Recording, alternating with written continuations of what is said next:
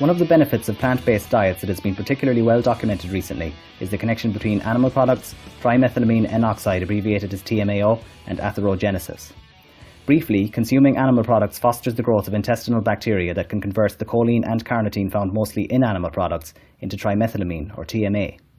This is then absorbed and oxidized by the liver to the molecule TMAO, which increases our risk of atherosclerosis and its devastating consequences. As I have covered in videos previously, whole plant foods promote the growth of a healthy intestinal microbiome in many ways. But relevant to our current discussion, a plant-based diet selects against these TMA-producing bacteria, such that the smaller amount of choline and carnitine present in plants is irrelevant, since it will never go on to become TMAO. It is not that we simply produce less TMAO, we produce none at all, since the responsible bacteria are not present in the first place thanks to our diet.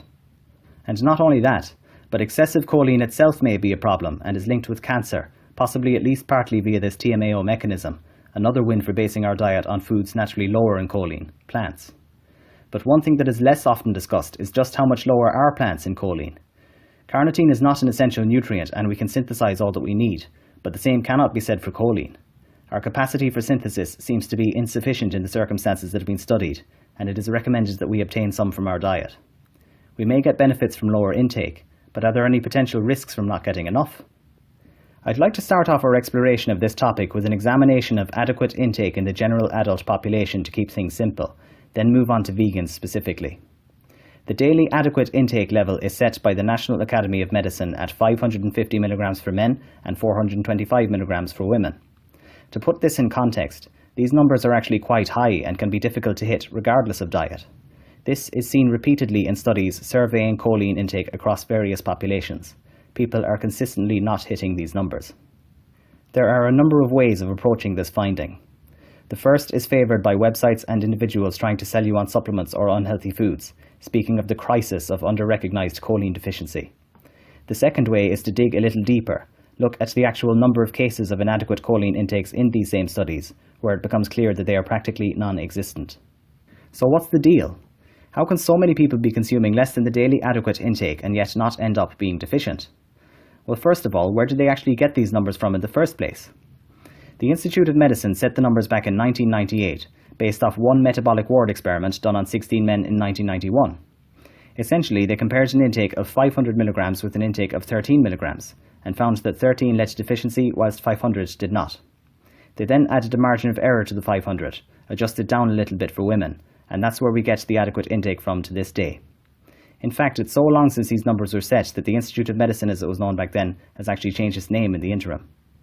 But this definition is important. What does adequate intake, or AI, actually mean? The level of evidence we have on what a healthy intake of choline should be is obviously lacking, even to a layperson, and that is reflected in this definition. An adequate intake is set when there is insufficient data to determine the estimated average requirement, and hence recommended daily allowance. The AI cannot be used to estimate the probability of nutrient inadequacy, yet perhaps unknowingly this is exactly what these articles that capitalise on fear and lack of awareness do. It is acknowledged that the RDA would likely be lower than the AI, but due to the paucity of data and uncertainty this cannot be officially set, so we are stuck with AIs for now. All this AI number tells us is that the RDA is somewhere between 13 and 550 mg, but we can't resolve the number any more closely than that since we simply don't have the data to tell us. We must also always bear in mind that the human body and the intricacies of metabolism and a real-life diet are far more complex than the hypothetical all-or-nothing situations set up in artificial diets on a metabolic ward. There are many other factors that influence the requirement for a nutrient, as I will touch on later on. However, this is gradually starting to become reflected in guidelines.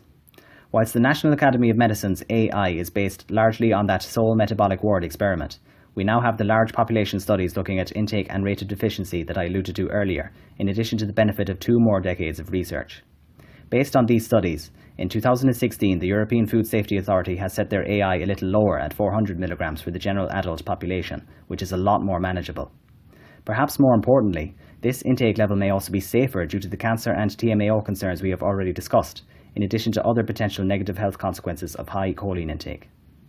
This relative lack of academic and public health attention to choline reflects the fact that deficiency of this nutrient simply isn't a big concern. It isn't even mentioned in large studies examining micronutrient intake in general in the population at large, and you might not even have heard about it as being an essential nutrient until now. But what about vegans specifically? Like the large population studies, smaller studies looking at micronutrient intake and status in vegetarians and vegans specifically, again do not mention choline. And we must remember that despite the fact that we have an even lower chance of hitting the optimistic 550-425 milligrams, this isn't to say that the nutrient is not still ubiquitous in vegan diets, and actual choline deficiency is simply not seen outside of research settings, unlike other nutrients. In the plant kingdom, choline is found particularly in greens, certain legumes, and whole grains, all staples in a whole foods plant-based diet. Additionally, many more whole plant foods are rich in betaine, which seems to spare some of the requirement for choline. In a recurring theme in vegan nutrition, like what we see with calcium and EPA-DHA, it appears vegans require less choline than those consuming a standard Western pattern diet because of this. Sources of betaine include beets, spinach, sweet potatoes, and whole grains. Furthermore, it has been shown that cruciferous vegetables actually inhibit the enzyme that oxidizes TMA to TMAO.